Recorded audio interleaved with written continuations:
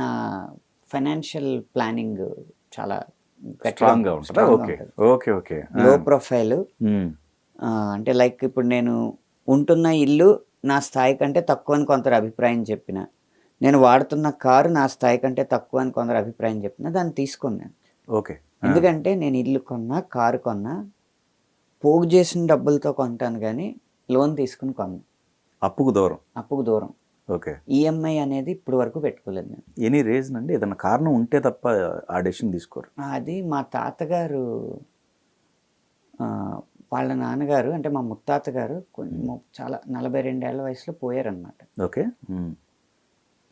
పోయినప్పుడు ఆ రోజుల్లోనే 1938 ఆ టైం, అది నాకు తెలిసి. అప్పుడు 1,00,000 అప్పుతో పోయారు ఆయన. మా తాతగారు ఇప్పుడు హరిరామ్ జోగయ్య గారి నాన్నగారు పెద్ద కొడుకు అయితే, మా తాతగారు రెండో కొడుకు. ఓకే. పెద్ద కొడుకు 24 ఏళ్ల వయసులో పోయారు. హరిరామ్ జోగయ్య గారు కడుపులో ఉండకపోయారు ఆయన. ఓకే. మొత్తం ఫ్యామిలీ బాధ్యత అంతా మా తాతగారి మీద పడింది. ఓకే. అప్పుడు ఆయన పూర్తిగా ఆడంబరాలన్నీ వదిలేసి కేవలం ఒక తెల్ల చొక్కా, తెల్ల పంచిలోకి వచ్చేసి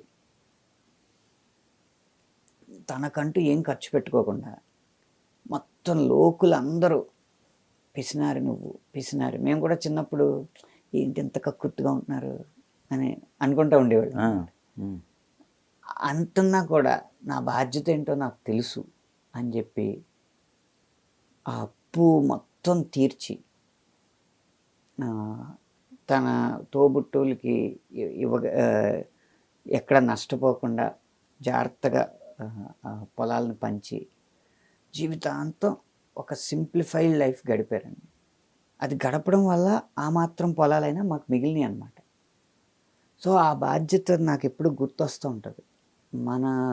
మనం అది జరుగుండకపోతే మనం మా నాన్నగారు ఉద్యోగరీత్యా ఏ టౌన్కో వచ్చేసి ఆ అద్దెళ్లలో ఉండి ఇదిలో దిగువ మధ్య తరగతి జీవితంలో పడి కొట్టుమెట్టాడి మన నిర్ణయాలు మనం తీసుకోలేకుండా ఇలా ఉండాల్సి వచ్చేది.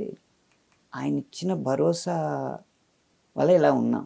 కానీ ఆయన హ్యాండిల్ చేసింది ఏంటి? అప్పుని. ఆ అప్పు వల్ల ఆయనకి 33వ సంవత్సరంలోనే బీపీ, షుగర్ కూడా వచ్చింది. ఓకే. సో అంత అంత అంత స్ట్రెస్ తీసుకుని ఉండుంటారు.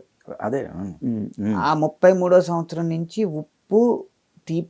ఉప్ప తీపి తినడం మానేశారు. ఆ రోజు నుంచి చప్పిడి కూరలో స్వీట్ అనేది లేదన్నమాట లైఫ్లో. ఓకే. ఎందుకు? నేను గనక